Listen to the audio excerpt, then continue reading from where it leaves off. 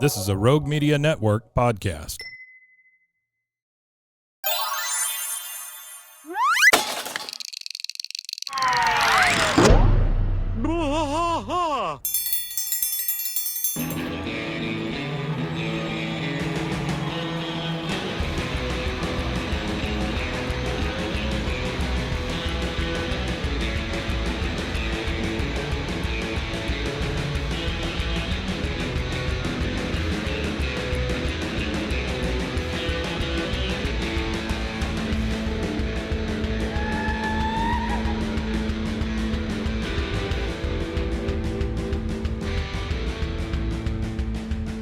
White trash fight all through the night, deep in the heart of Texas.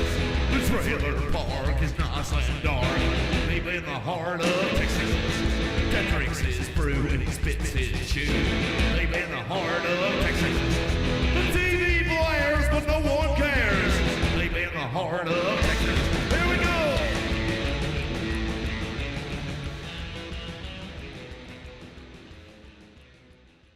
Hey, everybody. Welcome to King of the Hill podcast. I'm Mike. And I'm Rusty. Rusty, Season 6, Episode 2. Season 6, Episode 2, Soldier of Misfortune. This one was December 9th, 2001. Took me 6 seasons to realize I needed to put the date on there. Wrote by a feller named J.B. Cook. So the title, Soldier of Misfortune, is a play on the Soldier of Fortune, which was a magazine back in the day for mercenary wannabes. Is it not a magazine anymore? Here's what he says. I could look it up. I'm not really sure if they are or not. Okay, so we start again. No bell, no yell, because we're on we're on episode 2 of the season, so we won't get that again until the end. They are still a magazine. They are owned by Susan Katz Keating. Publisher is the Omega Group Limited. Omega Group, boy, that doesn't sound ominous at all. The Omega Group, that Black Rock. Black money. Rock Omega Group. It's that Black Rock money they're after. I thought it was Black Water. I think it's maybe that's their, no. I think there is a one's on the sea and no. one's There's on the land. A massive what do they call it, like holding company or whatever called Black Rock. Oh yeah, yeah. That's it's what like we think a finance firm or whatever. I'm pretty sure that's what that guy was talking about. But also, there's some notable voices in this episode. I was just gonna go ahead and get that out the way. 1 second. Can I guess at one? Yeah. The guy who beats Dale out, is that Ron White? Nope. Oh, damn it. There's no Ron White. Ron White didn't exist. I really thought that at was this his thing. time in the national limelight. I think this is before Blue Collar Comedy Tour by like a year. Yeah, but they were all still friends, like him and Larry the Cable Guy. Because I remember Larry the Cable Guy coming on my radio station. Well, you know who attributes the comedy movement, like who Joe Rogan. Foxworthy? No, I'm talking about the movement to Austin. Sorry, from L.A. to Austin. Everybody says it's Joe Rogan, but Joe Rogan says it was Ron White who convinced him to move to Austin. Yeah. So he was apparently had a relationship with Joe Rogan, but the voices is Mad Dog is voiced by Gary Busey. Oh, that's who. Okay, that's who that is. And that's totally fitting. Yeah, that is fitting. You've got Jim and Joe Jack. They're both voiced by Toby Huss. But then you have Earl Boley, who is voiced by Phil Lamar. And we've got Chantel and Chad again with us. What's here up, Chantel? On our YouTube live stream. So, yeah, if you ever want to hang out with us while we do this, come check us out on youtube.com/@BWAAAKOTH. All right, so we start out in the alley. We've got Bill Boomhauer and Hank, and then Dale walks up. There is a Garden Pro STX 5000 blower on Bill's back. The big leaf blower. Hank has the manual. And by the way, we never see this blower again. So Bill says, "When can I try her out, Hank? I bet she's got enough power to lift me off the ground." Pew! He goes, "It's a leaf blower, Bill, not a jetpack." Like I say, Dale comes up and he goes, "Guess who's running for an unprecedented 4th term as president of the Arlen Gun Club? I'll give you a hint. He made love to my wife last night." John Redcorn?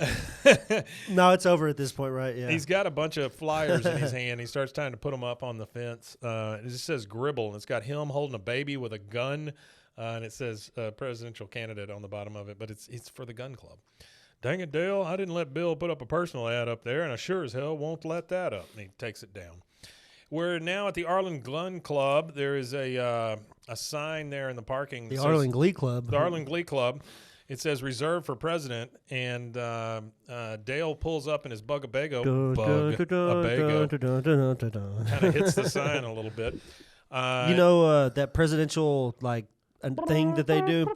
Not every president did that. I can't remember what president it was. I'm not even going to try to guess, but it started with one president, and everybody else after did it. President Benjamin Franklin.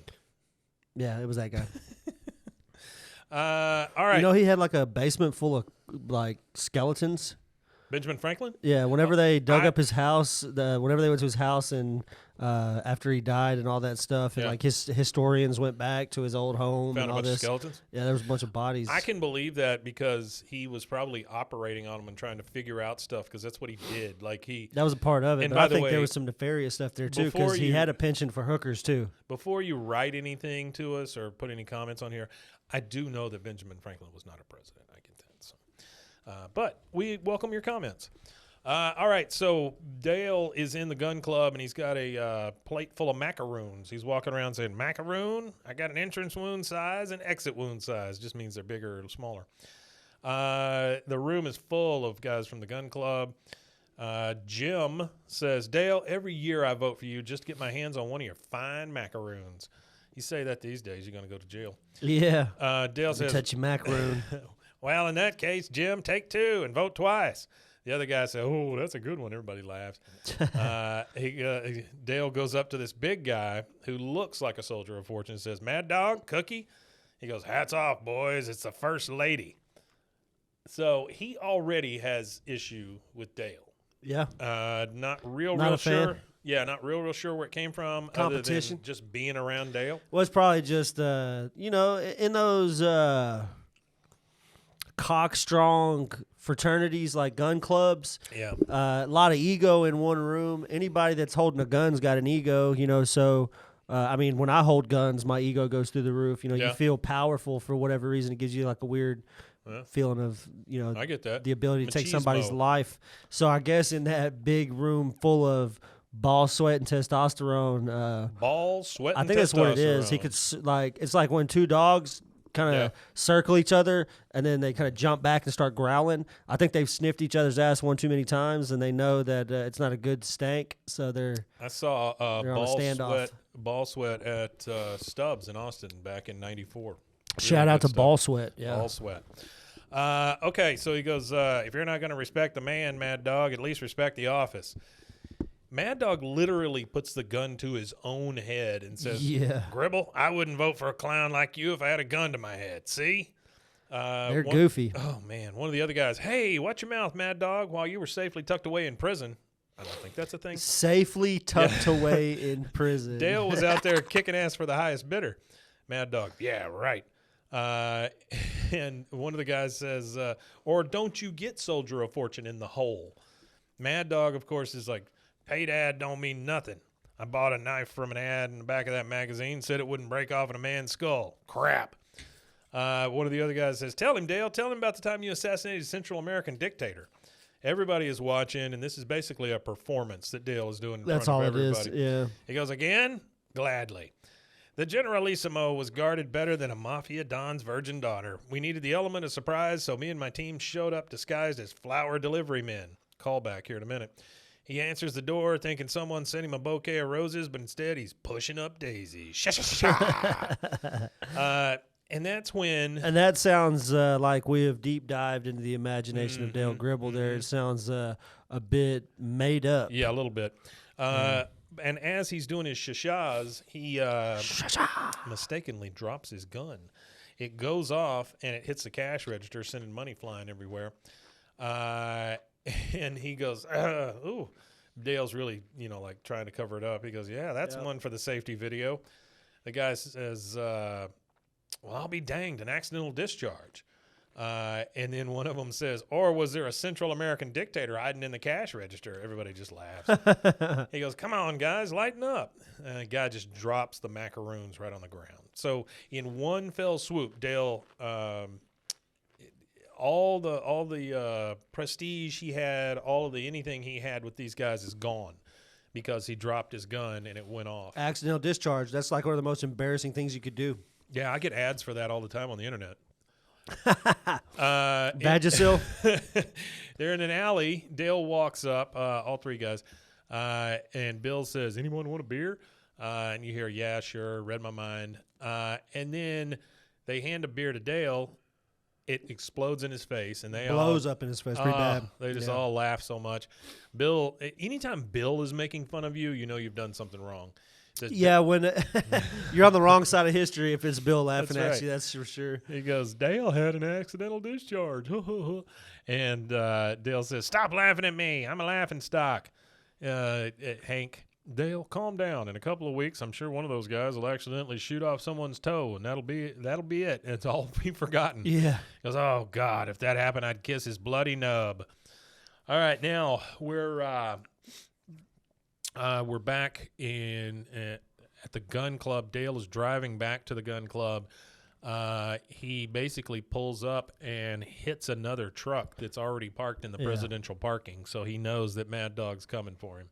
I've got a couple of facts. Yeah, go for it. That I kind of forgot to run over. I was going to run over them real fast, real quick, because one of them relates to Mad Dog. So, Mad Dog 2020. So he had looked at the gun club. Awful. He had looked at the gun club wall there, the vending machine. Our note taker here, Artie. And he said that the vending machine on the gun club said soda, but it had a beer sticker over it. You could see where it said soda with the beer sticker. I used to have one of those. And it said the selections offered were Alamo Light, grape, and orange. So they had grape soda, orange soda, and beer inside of the cooler. I had an old soda machine in my garage one time, and that's what I did. I just filled it with beer. Oh, okay. Yeah, I didn't know that. No. That's just hit it. Program it to where you can just hit it and it pop out. It doesn't matter what you put in the hole. And that was part of what got me in trouble. Yeah, in they the go 80s. with you in trouble in the 80s, yeah. So it said Mad Dog was recently in prison, which would probably mean that he wasn't allowed to join a gun club in most states. Oh, that's true. But in Texas, probably so, though, right? Yep. So Texas, felons are generally prohibited from possessing firearms. There is an exception that allows them to use firearms at shooting ranges in specific circumstances. Oh. Texas law recognizes that shooting ranges are controlled environments where safety measures are in place. So if you're a felon, if you're in Texas, That's crazy, you though. can go shoot in controlled environments, but also you can petition the governor and get your gun rights back. And if you're going to do that, now is high time to do it because You're not kidding. Things are going south quickly. he's on the roll with it. I would say on the No pun ball, intended. but he's rolling right along there and rolling right along with these fun facts. I've got one more. And by the way, I'm sorry. No, go ahead. We don't like the governor. I'm not a big fan. Yeah, not a big fan at all. For all you people that think we're so left, we are not. We just don't like the fact that he's taking away most of our rights. Yeah, there's a lot of stuff going on that's not a big fan of. Soldier of Fortune magazine, subtitled "The Journal of Professional Adventurers," is a daily web magazine owned and published by Susan Katz. It's a web magazine now. It is a web magazine now. So during the 80s, Soldier of Fortune, under the previous owner, was sued in civil court several times for having published classified ads by private guns for hire. So they were publishing classified ads for people to go kill people for hire. So I don't doubt that. That's kind of crazy. In 1992, the Supreme Court upheld a previous verdict where the plaintiff was awarded $13.37 million, which was reduced to $4.37 million. The magazine subsequently suspended publication of classified ads. So they had a problem with running ads. They were getting the wrong kind of advertisements. Somehow underneath the radar, it's odd that Guns for Hire was getting in through on a Soldier of Fortune It's so odd magazine. that a Soldier of Fortune magazine gets the wrong kind of ads. I mean, who knew? Yeah, I don't know. It's crazy. There's also a song by Deep Purple called Soldier of Fortune. There was a video game that came out in 2000 called Soldier of Fortune. Yep. Yeah. So there's a lot of Soldier of Fortune crap going on here. Boy, if you look at this magazine online, I think they have a hard time calling it a magazine. Number one, Yeah, it's rough. it's just Pictures of guns. Well, it's a news aggregator, is all it really is. I thought it was like Yeah, see- Pornhub for See, it's guns like or something. just news articles, basically. It's It's kind of like the Guardian. yeah. Yeah. It looks a lot like the Guardian, actually. Yeah. Okay. Click here, that Click- kind of thing. Click here. And Click here to hire an assassin. I was like those ones where they're like, they'll have the title that's vaguely related to the article. Yeah. But it's just like a clickbait title kind of thing. Yeah. Blah, blah, blah, blah. Hey. Blah, What's blah, up? blah, blah, blah, Welcome blah. to the live. Yeah, Nice you caught job. one. Nice job. Appreciate it. All right, so Dale is back inside after he hit the truck in the parking lot. He goes, fresh batch of macaroons, Jim. Jim goes, whoa, don't shoot. You know, Don't everybody's shoot the making fun messenger. of him now. Yeah. And he's, good one, Jim. Very topical. I'll just put the cookies over on the – and then he sees Mad Dog over there standing in front of his presidential banner. And he goes, you're going down, Gribble. And unlike your macaroons, you're staying down. No. It's a pretty good line. All right, so Not now the macaroons. Not the macaroons. I do like macaroons, though. You do like Oh, macaroons? yeah. Over chocolate chip cookies? Yeah, actually, I would. Really? I really like coconut. Yeah. Over sugar cookies? Over oatmeal cookies? Now I do like an oatmeal raisin, very much so, and HEB makes People one. say they're bland, and they're like, that's like a white person cookie with H-E- raisins. I was like, well, hell yeah. HEB makes one that's as big as my head, and it's got like walnuts and stuff in it. Oh, baby. What about cookie cake? Are you a fan of cookie I cake? don't know what that is. It's like the ones where you get the cookie for birthdays. Oh, yeah, they're okay. I like the cookie. I don't like the icing. Okay. The icing's too much. You know, got you. they put Yeah. those big globs. That American cookie company, Great American Cookie Company. Yeah, that the was Great always American out at the Cookie Company. malls and stuff. Yeah, I know what you're talking about. Yeah. Okay. The one thing nice about working at the mall is you got all the samples. So that was cool. Well, not only Walk that, up and down. you work at a mall long enough and you talk to people in the mall long enough, you could definitely start to get free stuff. Oh. Not just samples. I mean, I worked at Earthbound, and I was getting free Aunt Annie's pretzels because that was the door that I walked in was Aunt Annie's pretzels. I was working at Earthbound and I got free weed. Yeah, but I would stop and talk to the guy who worked there, and I eventually formed like a little man. working Yeah. friendship with him, and we would sit there and talk about video games and stuff, and he would give me free pretzels and drinks. It's like you're in a war with these people, you know, and you have these bonds. Yeah. That's what it is. It's a relatable. It's like you're all in the fucking mall. You're all in the stuck fucking and- mall. Yeah. Yeah. Oh, God. Blah blah blah says he used to live in the Lake Brownwood area, Oh. which is coincidentally where Yeah. I'm going. Are you? This is why we're recording Yeah. our long little By the way, marathon this here. is we're recording ahead of time because Rusty's going to be out of town. There's a little marathon, and Yeah. that's actually where I'm going. Is the Brownwood area? Oh, so cool. blah blah blah blah blah blah blah blah blah blah. I'm very familiar with that area. We so. lived in Brownwood, or no, I had an uncle that lived in Brownwood. My uncle lived in Brownwood. Yeah, one that It's like 2 hours west. Yeah. He flew a plane in World War II and got downed somewhere in Africa that's known for cannibals. Oh, that's And crazy. He would never talk about it. Like Yeah. he saw some shit. Yeah, I'm sure he did. So Probably some actual shit too. well, Yeah. I don't know. I don't know. I never His asked own him- shit. He probably shit himself I never- on the way down. I never asked him if he got to get in that big tub with all the carrots and onions and stuff. You know, like you always see. For Yeah, the where they're like cannibals. hanging over. It's like, oh, this is a really nice. Where they're oh, cooking 'em up. He's like, oh, they're not cooking me. It's like, oh, y'all giving me a nice hot bath. That's the way They start dumping. They start dumping garlic cloves and carrots and onions in it. He's like, is this a bath So, or guys, what's going on here? Guys, what's the allspice for? Yeah, All right, so the coriander. the Yeah. coriander. All right, so now we're at Strickland Propane. Dale is in a bug suit, so apparently he's there getting rid of some bugs. Hank and Joe Jack are at the break table. Hank says, "Hey, Dale, you look kind of sad for a guy who's in a propane dealership."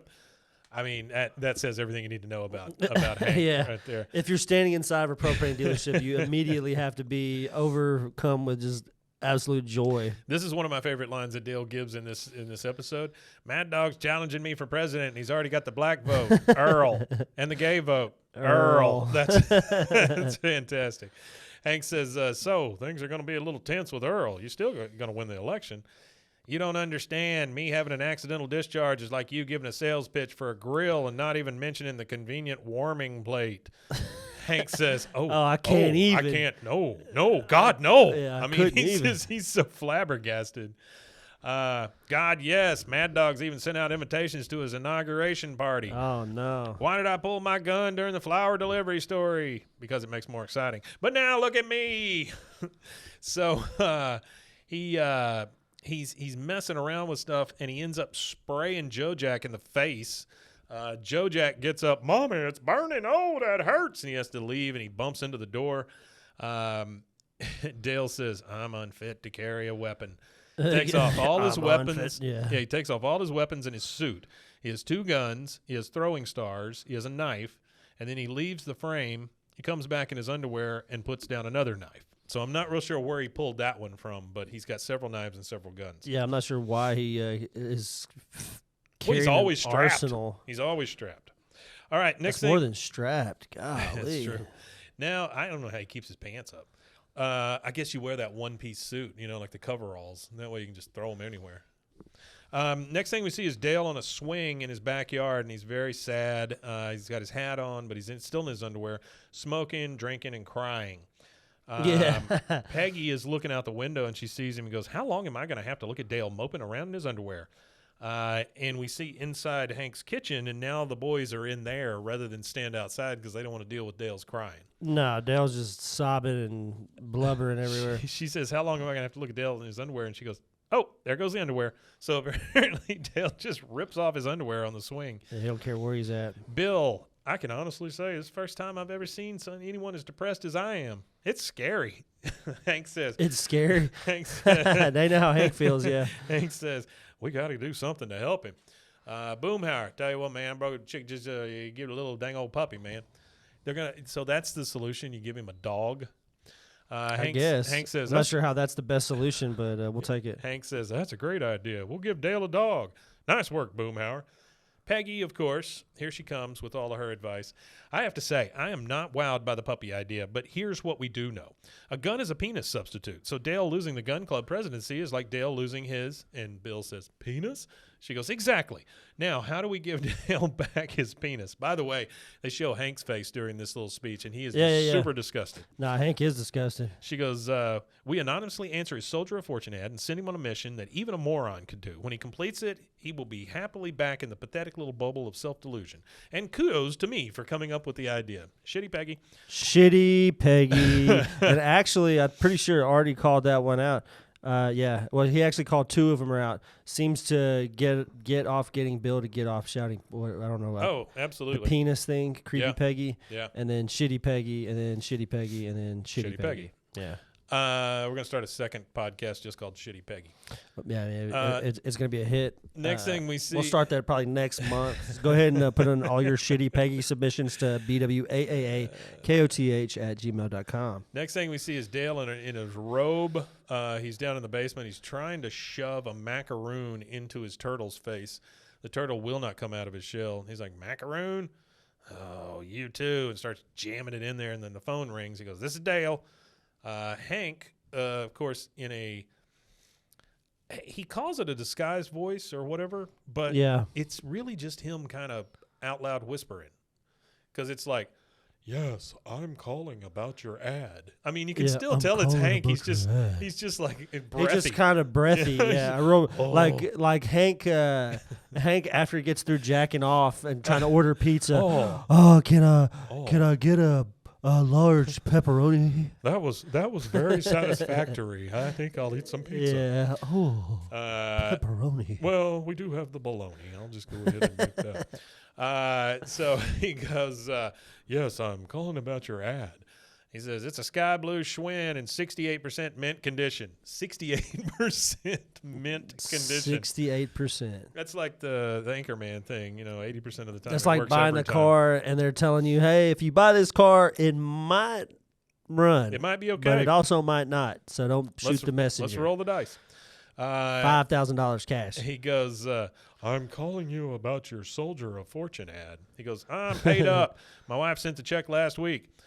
I'm trying to hire you, you idiot. And that's when he gets super excited, jumps up, and he goes, who is this? You don't know me. That's two episodes in a row where it's you don't know me or I don't know you. Yep. Hank is, but my name is. And then he starts getting feedback from everybody listening, which is Peggy and Bill and Boomhauer. Frank. It's Frank Hill. Wait, no, Fred. Fred Hill. Peggy finally says, Mr. Big. He goes, my name is Mr. Big. And she's like, yes, yes, yes. So she's even... That's better than Mr. Fred Hill. She's even excited about the fact that she suggested the name of this pretend guy, and she won. Of course she's excited because if this thing goes the way that she wants it to go... Oh, my God. Then she manipulated the whole situation. If she gets him to say she manipulated the whole situation, it's true. It's another shitty Peggy moment. Hank says, She's relishing in it. "Are you available for a top secret mission tomorrow?"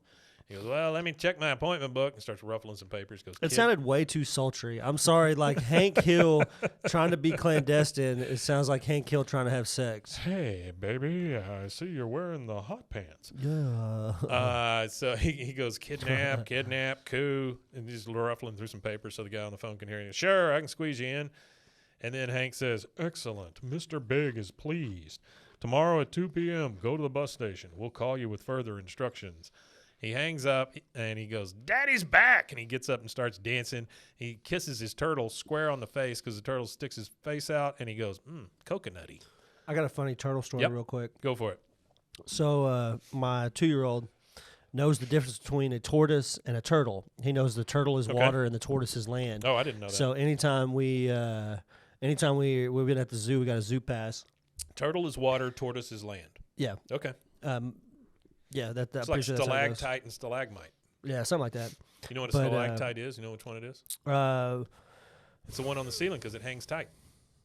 Okay. Stalactite. Yeah. There you go. I was gonna say one hangs from the ceiling, one comes from the floor. But I mean, don't know same which kind direction. of thing with the turtle tortoise is what I'm saying. It's easier to remember it that way. Yeah, but they're all caused by a single drop of water. Okay. The turtles? No, the stalactite, stalagmite. Okay. So a single drop of water drops and leaves minerals as it falls, and then when it hits the ground, it also leaves minerals. So eventually you get a buildup on both I'll areas. tell you what's super crazy is they just put a zip line down there. That doesn't seem safe to me. Where at? In the inner space caverns. Oh, that sounds awesome. I want to go do a cavern zip line. All right, so tell your story about the turtles. And Oh we yeah, can take a so commercial break. anytime we walk past the when we were by the tortoises, I would mess with him and go, "Turtles," and he goes, "That's not a turtle, that's a tortoise." And he would just keep that's saying kinda he would funny. say tortoise a bunch. Yeah. That's great, though. That's good that he knows. I mean, you know, he I don't feels- need like there's adults that don't even know the difference I between didn't turtle know. or tortoise. I didn't know till you just told me. So I thought it was pretty cool. All right, so we're going to take our turtles and go home. It is a commercial break. We'll take that. We'll be right back. Right back.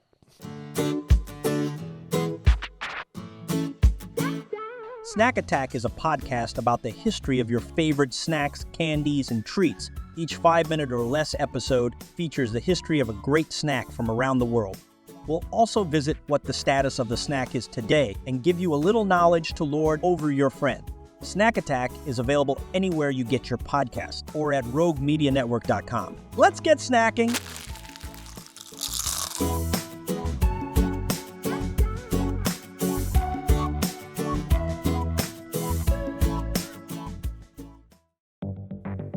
Step into the unexpected with Cultastic, or How to Start a Cult Without Really Trying. A podcast where cult creation unfolds in the most unpredictable way. Join us on a unique journey into the world of theoretical cult formation. Unlike any other podcast, each episode of Cultastic is co-written in part using ChatGPT, and we let it decide our fate, good or bad. What makes Cultastic truly intriguing? We don't know what's coming each week. Together with our AI co-author, we'll discover and build this cult, one episode at a time, exploring various aspects of cult dynamics, leadership, and group psychology. Delve into themes of charisma, influence, and the power of group thinking. It's a blend of expert analysis, theoretical exploration, and the unforeseen twists of AI-generated ideas. Remember, Cultastic is an exercise in imagination and education where we weave a narrative one episode and one tenant at a time. Curious about where this journey will take us? Subscribe to Cultastic or How to Start a Cult without really trying on your favorite podcast platform or at roguemedianetwork.com. Let's build this mission to save the people of Earth, week by unpredictable week.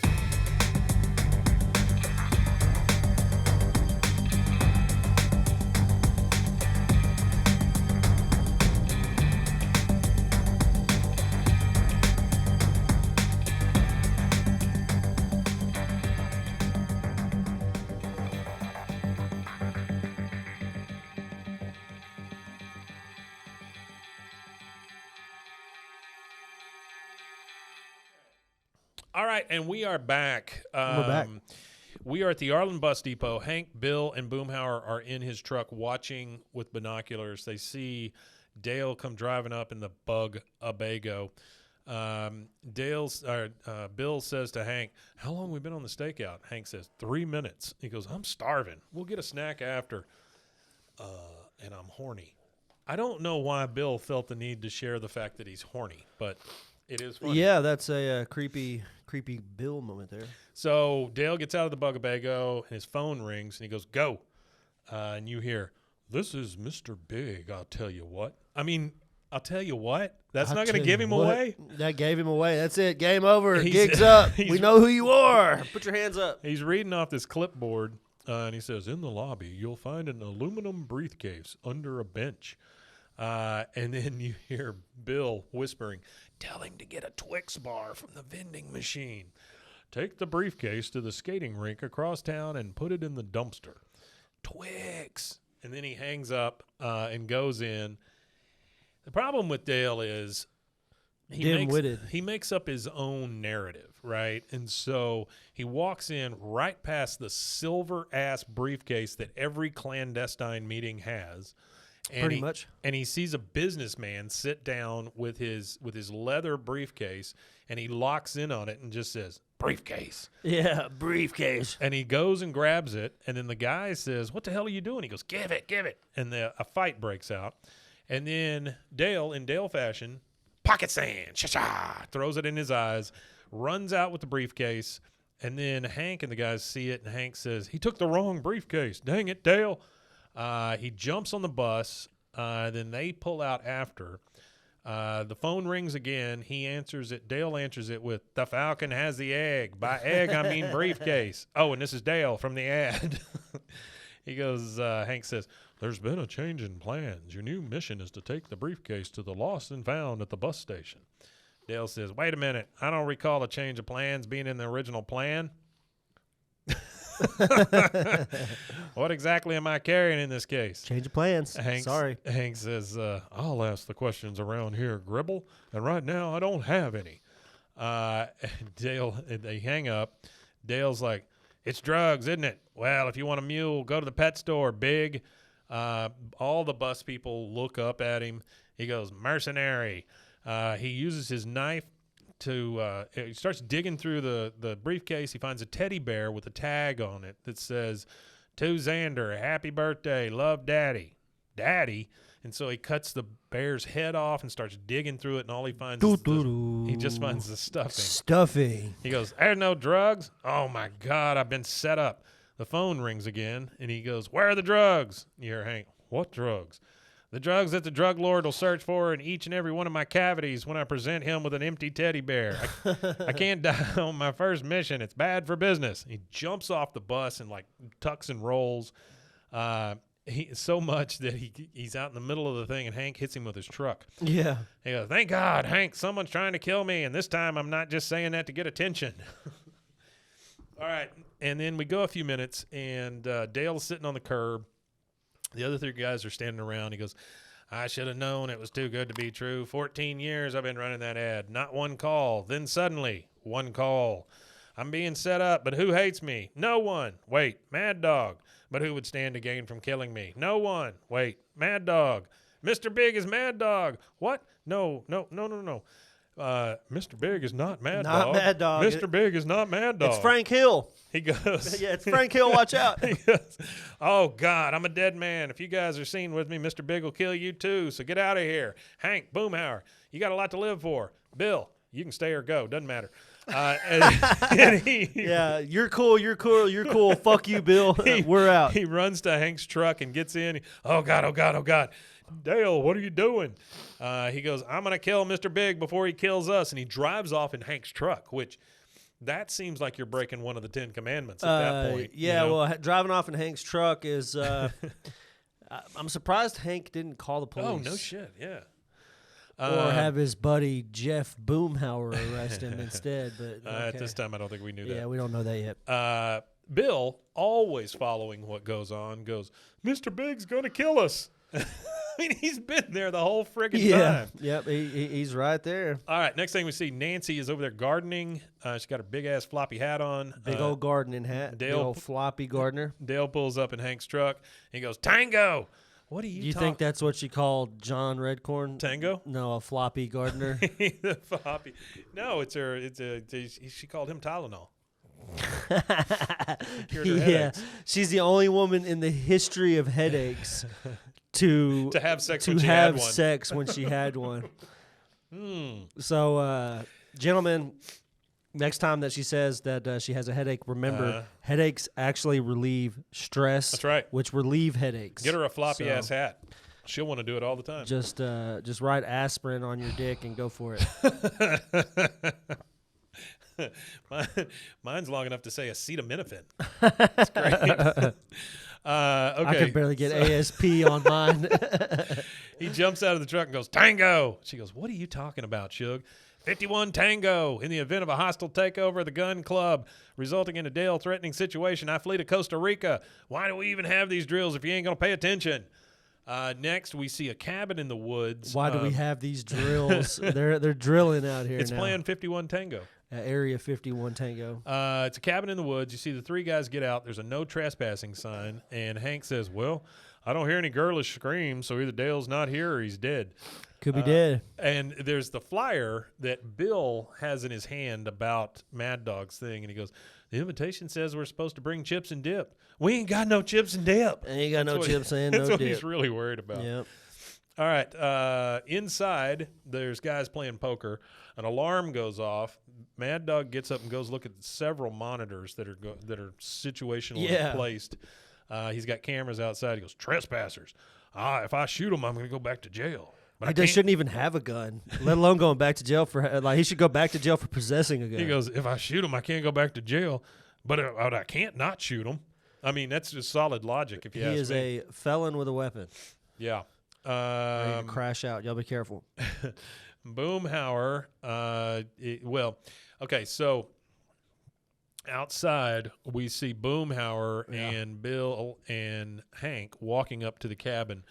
They all three hit a trip line that's like invisible It's on the booby ground. trap. Like going up to anything they already should know at this point. If they're walking up to anything that if you're walking up to a campsite with a tent on it, you should be cautious. There's a bear trap in the woods here in the grass. There's a jug of paint hanging from it's like Home Alone with Dale. That's true. Yeah. Boomhauer hits the tripwire first. It grabs him around the ankles, pulls him up, and hangs him from a tree. By his ankles, by the way, not By his his neck. ankles, yeah. Hank, it happens to him too. Same thing. Got him. And then as Hank's hanging there, The he old goes, hook snare. Bill, watch out. And then Bill's too Bill heavy. does it too, and it grabs him, and he goes nowhere. He's just still on the ground. The tree's all bent over, and he goes, what? Oh, I'm too fat. I'm too fat. Too fat to be snared. Hang on, fellas. And he gets out of the little snare, and he goes, help's on the way. Sorry, we don't body shame here. He's just he's a healthy weight. He says, help's on the way, and he falls in a pit that's covered with leaves. Yeah. And from the pit, you hear, I'm okay. This skeleton broke my fall. And that's the second commercial break. We'll take that as he is in a pit, and we'll check out the skeleton. We'll be right back. All right, and we are back. Yeah, we're back. We see Joseph out in the driveway packing stuff in the back of Hank's truck for him to move away. Bobby comes around the corner and he's like, Joseph, I waited for you at the mall for 2 hours. You know I don't 2 trust. whole hours. He goes, I don't trust anyone else's opinion on swimsuits. Joseph, sorry, I had to cut my hair to make a mustache for my dad. We're going on a trip. And Dale comes out and I had to cut my hair to make a mustache for my dad. A sentence that should never ever have been said. Bobby's like, in my dad's truck? Dale comes out. He's got the mustache on, and he's only carrying a fern, by the way. And he goes, your dad gave it to me. He's buying a convertible. I wasn't supposed to say anything, but here it is. He's having a midlife crisis. He'll probably leave your mother, and it's partially your fault. Now be good boys and go get my flip-flops. They're under the couch. Oh, and bring the couch. All right, so we're back at the cabin. The boys are all locked up, chained up on chairs, and Mad Dog is talking to them. See that nasty stain on the carpet? Well, you better start talking, or you're going to end up just like the guy who spilled that red wine. That's a good joke. There's a good joke. Hank's like, okay, just calm down. You seem like a reasonable fella. That's bullshit. Yeah, not at all. So you'll probably get a chuckle out of this. And then Bill says, Dale's coming to kill you. He slaps Bill, Mad Dog does, and he goes, I knew it. Now he's planning on doing it. And then he goes, Boomhauer, hey, man, what are you talking about? I don't know, dang old thing, man. And as he's saying that, Mad Dog slaps Bill again because he's saying something. Playing dumb, huh? Oh, good. Now I get to torture you. Jim, go get your jumper cables. Jim says, there wasn't anything on the invitation about taking hostages. Earl says, 15 minutes ago we were talking about microwaving a pizza. What happened here? The phone rings, and it's funny because it's like one of those old school like Nokia rings. Yeah. The weird, like bells almost going on rather than what you hear now, as a regular phone signal. The phone rings. Hank goes, what's that? That shows you how long ago this was. Hank didn't know what the phone ringing was. Did you ever have a Motorola? Motorola. Oh, yeah. Yeah. I think I had one of every one of them. I think I went through a bunch. I had Windows phones for a while. Oh, you had Windows phones? Oh, yeah. That was a one phone operating system I never had. That or Apple. Well, it was like a BlackBerry, but with a screen that actually kind of worked. It wasn't terrible, but it was early days. I had a Zune. Yeah. Does that count as a Windows phone? No. No. That just counts as an MP3 You couldn't player. call people on it, yeah. Remember how you could only get 20 songs on a Zune or whatever? I also remember, do you remember those weird ones that came out of Asia by bulk? They were kind of like lipstick shaped. No. They were like round like that with a little bitty LED screen, and they had like the button right here, and then up here was the volume button. You don't remember that? Oh, you're talking about MP3 players. Them little pill looking things. Yeah, I do remember. They were kind of long. I thought you were talking about phones. Oh, no, no, my bad. No, I never saw that covert Well, phone I thought we you're switched talking to about. to MP3 players, but yeah, the MP3. Well, they did have a phone like that. They had a phone that was really. I had a friend that had one. It was literally like this big. It was super thin, and it was just a really small phone with a really small screen on it. I don't even know how they text. The one I thought was so cool was the You had like one word sidekick. per line. You had to go over and scroll through Remember a text. the sidekick where you open it like a clamshell and They it's had got games. a keyboard in it and They had stuff? games and stuff on the sidekick. Yeah, I remember that. There's a video, music video that's got Kelly Rowland in it. And in that, she opens up one of those sidekick phones to send a text. And it's a text in there saying, like, where are you? Or, I see you. But it was like an Excel spreadsheet. It was in Excel. Yeah, it's great. Yeah, I remember That's the that. best. Yeah, I do That's the remember best. that. I do remember that. All right, so he slaps Bill, playing dumb. 15 minutes ago, pizza. What happened here? Phone rings. What is that? Boomhauer said, man, that dang old cell phone. I'm talking to Siobhan, man. We're going to go have dinner, rent a movie, and make a movie too, man. So they were going to rent a movie, have dinner, and then make a movie too, man. Yeah. Hank says, maybe I can hit the redial button with my nose and call for help. It's our only hope. And you hear Bill say, go for it. And then Hank his arms are tied, so he has to put his face down in Boomhauer's crotch. Yeah. The others are so embarrassed by this, they turn away with their heads as he's trying to do it. And then he ends up calling Dale with his nose. Dale answers the phone. Beep, the number you have. Hank breaks the number in. you have. Hank breaks in and goes, Dale, it's Hank. Mad Dog is holding us prisoner at his house. Oh, God, oh, God, oh, God. Hank, Joseph, forget the flip-flops. Just get the couch. And then it shows Joseph. He's the only one carrying the couch. Only one. Bobby comes out. He's got a couple of cushions under his arm. Bobby says, is that my dad? If he's not going to make it home for dinner, ask him if I can have his pork chop. Dale says, Bobby, you'll be having your dad's pork chop every night for the rest of your life. Wait, that's the saddest thing I ever heard. Retraction. Bobby, you will not be having your dad's pork chop tonight or any other night. You hear that, Hank?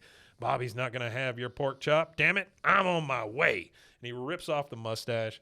Hank on the other side is like, no, Dale, just call the cops. Yeah. And then we see Mad Dog come back into the room. Hank's face is in Boomhauer's crotch. He comes in and goes, oh, my God, what the hell are you doing? Hank's like, nothing. I swear, I was just calling for help. He says, oh, give me that. And then he throws, this is Mad Dog, throws the cell phone up in the air, shoots it with his gun, and puts a giant hole in his roof. Now, all these guys are in there, and they're just like, oh, shit, look at what Pretty we're terrified, here with. Yeah. They're crazy. They know that They he's thought crazy. Dale was crazy, but this guy is actually beyond like crazy. Dale, you can see him in the window kind of miming to Hank, and he says he's going to kick the door down, he's going to come in with his guns, all that. Hank, of course, is like, dear God, no, just do it, just do something. Dale is in the woods in his camo. This is before he comes up to the window. Yeah. He's crawling on the ground, and he's got a knife and a cigarette in his mouth at the same time. Talented man. The cigarette blows smoke, and you see a laser shoot across a couple of the trees, and so he's able to limbo underneath that. He kicks the door open, and you hear, "Get down, no!" And then Dale comes charging in, and Mad Dog grabs him, ties him up too. A little bit later, you see Dale tied up. The three boys are still tied up. "Dale, did you call the cops?" Dale says, "Cops, relax, Hank. You're with a professional soldier of fortune." Hank says, "You're not a soldier of fortune. You're not a soldier of anything. The only soldier here is Bill, and he cuts hair." Throwing Bill underneath the bus, man. Come on, Well, Hank. Bill's like, "I'm so scared." Bill didn't have nothing to do with that argument. Leave Bill out of it, man. Bill's a wuss. Hank says, "You're nothing but a bunch of stories you read in a magazine written by bigger liars than you." That's funny, too. Dale, I guess he doesn't like Soldier of Fortune magazine? No, I don't think so. Oh, well, that's very unconservative of him. Dale says, "You want me to save us from Mr. Big or not?" "Dang it, Dale, Mr. Big is not Mr. Big. I am Mr. Big." "No, you're not. I am Mr. Big. But I've known you since the 2nd grade. When did this happen? 1st grade?" That's a good one, too. Yeah. "Hank, it happened when you shot that stupid cash register. We sent you on a phony mission." "No, it was more like a phony errand, and you couldn't even get that right. I was just trying to make you feel better without having to talk to you." In comes Mad Dog. He has a cinder block on a rope, and he says, Which is kind of scary. "Oh, very scary." Like, Especially whether he's going to tie it to my ankle or he's going to swing it around his head and hit me with it, I'm pretty terrified of either. by what he says, "Now, which one of you fellas has always been afraid of drowning?" Ooh. Scary as shit. 1, 2, 3, not it. Yeah. Dale says, "Mad Dog, you'll want to hear this. My friends were just asking about my work for the CIA." Knock it off. Hank's like, "Knock it off, Dale. There's no way they'd let one of their contract killers die in a situation like this." "What? Copy that?" I mean, he's talking to nobody, right? Not a soul. And Mad Dog's like, "What are you doing? Who you talking to?" Hank trying to save the situation. "He's talking to me. Yeah, copy that. Okay, Dale, talk to you later." Like he's hanging up the phone or something. Yeah. Dale says, "In about 2 minutes, a CIA SWAT team is going to swarm this place like flies on Bill." Again, with the Bill. Poor With Bill. the Bill, I'm telling you, Bill's an easy target. Mad Dog Easy says, target. "Mad Dog says, you're bluffing." And he puts the gun to Bill's head. Hank says, "Dale, shut up or you're going to get us killed." Dale says, "You'd be amazed how a few flowers could really brighten up this room." And Yeah. when that happens, an alarm goes off, and we start seeing all these flower vans pulling up outside. And so Mad Dog is thinking, "Oh, shit, here are the serial killers, right? Or the contract killers that are coming to get us." And you know what? Instead of calling the police, he called 40 flower He delivery did. He called companies. a lot of people, yeah. He called like 40 flower delivery companies. One of the other guys in there says, "Oh, my God, Dale's flower delivery man routine. It's the CIA." It's the CIA. It's the Alphabet Boys. And then you hear Mad Dog, "We ain't scared of the CIA, right, men?"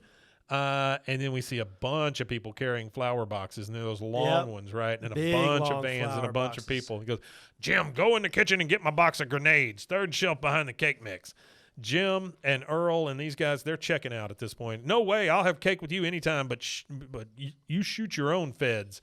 Earl says, "Yeah, Mad Dog, there's only one man I'd take a bullet for, and he's home making my supper." Mad Dog says, "So that's how it's going to be. Well, you can put those flowers on your graves. I'm flying free." And he busts out the window with his gun. Jim says, "Oh, man, by the size of those bouquets, they're packing some serious heat. Dale, call them off. Please, Dale, they'll listen to you," says Earl. "You're one of them. I'll make it up to you, I swear." Dale says, "Well, I could, but calling off the CIA seems like a job best suited for the president of the Gun Club. Yeah. Now, all in favor of re-electing Dale Alvin Gribble, And that's where we find out his middle name That's is right. Alvin. who's currently running on the Save Your Sorry Asses platform, say aye." All of them say aye. Dale finally gets untied. He goes out to meet the flower people. The flower guy says, I got 47 dozen roses for Dale Gribble. And Dale holds up his wallet like he's showing him a badge or something. So the guys in the cabin think that he's a CIA guy. Hell yeah. How embarrassing. I seem to have forgotten all my money. Earl says, "Oh, I always knew he was a company man. He's flashing his CIA badge." And it goes back to Dale, but that guy's my best friend, and he'll cover for me. And he points to Mad Dog. Mad Dog runs off, and the flower people start chasing him. He's getting chased by professional flower delivery All men, of not them- mercenaries. all of them- That really has got to be that's got to be one of the best Dale.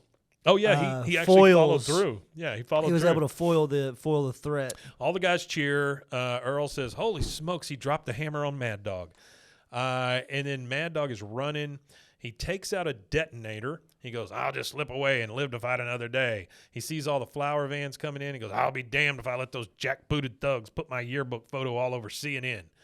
Then we go back to the cabin. Everybody is untied. Everybody's leaving. Hank says, oh, I got pretty hairy in there. Dale says, I've seen hairier. He goes, well, I haven't. But then again, I'm not a professional mercenary. Nice work, Dale. Nice work, Dale. He says it in that weird voice.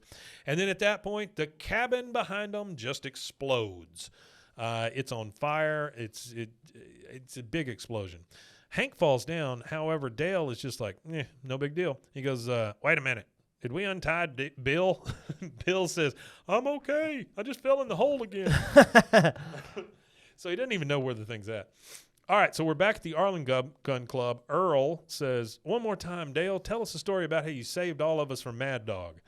And, of course, Dale is happy to get up in front of everybody and He make loves his telling presentation. he loves chewing Yep. a good yarn. He goes, Weaving a yarn. again? Oh, gladly. It was 3 p.m. yesterday. The gun club was filled with the smell of intrigue and coconut. Oh, man, I needed to painting a know picture. who I could trust, so I pretended to accidentally discharge my weapon into the cash register. And that is the credits. That's the end of that one. That is. And After the credits, we hear, Mr. Big is pleased. Yeah, I like that. I like that a lot. Chantel said you had a good Hank impression. Oh, thanks. And then we've got Jay Ham in the Only had chat. 6 seasons to work on it. Yeah, Jay Ham said, "What up, boys? You guys got a sweet view." Yeah, Jay man. Ham. We're actually in the tallest building, probably within 90 miles of where we're at in any direction. 22 stories tall. Hey, Yeah. by the way, let me tell you this. I don't think Yeah. I've told you this. No, you haven't.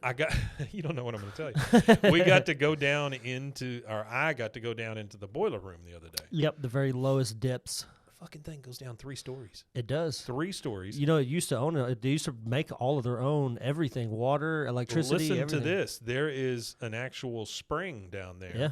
This building is self-sufficient as far as water goes. Yeah. That's where it gets the water from. Yep. And then the guy showed me where one person hung themselves on the pipe. Oh, So I got the full tour. The full tour. I did not go to the spring because I feel like that's where you throw your soul in. Yeah. And that seems a little creepy to me. I would check so. that out. That would be cool. Jay Ham, if you want to learn more about the building that we're in or that we're talking about, it Yep. was actually the tallest building west of the Mississippi at one point in its lifespan. It's called the Alico, ALICO, the Amicable Life Insurance Company. Yep. Yeah, company. That's why when it's spelt Alico on the side of the building, like in the rocks, it says ALI and then one thing for CO. You know what I wish they had? And I'm surprised they don't do this, really. As a weather aficionado, someone who likes weather Yeah. a lot, Yeah. I really like public cameras to where you could view the sky in different areas through public cameras. They need one in every single direction on top of this building. We've been talking directions. to a TV station about using our position as a weather camera for them.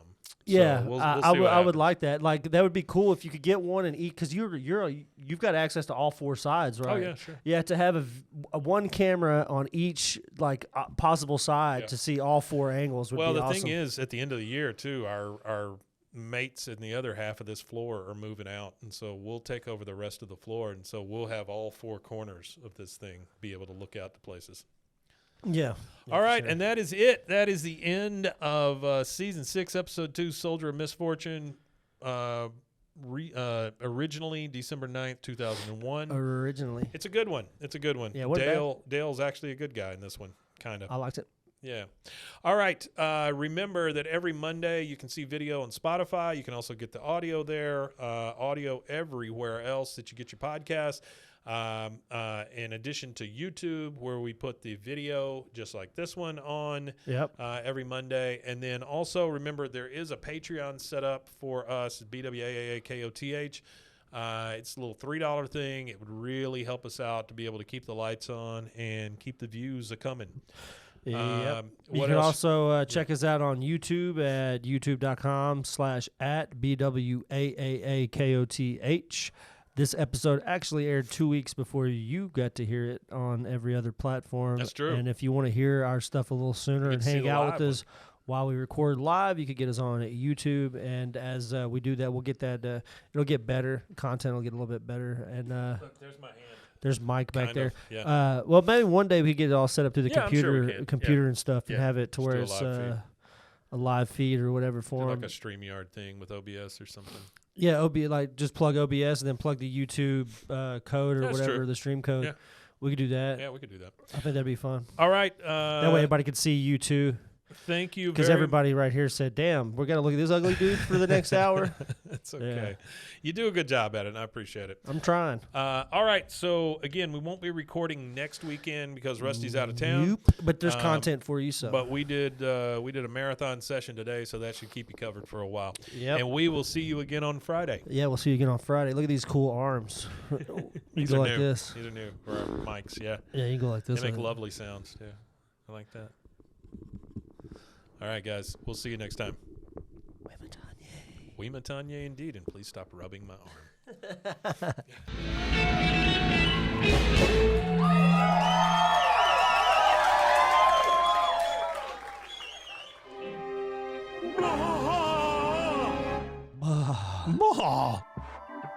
This has been a Rogue Media Network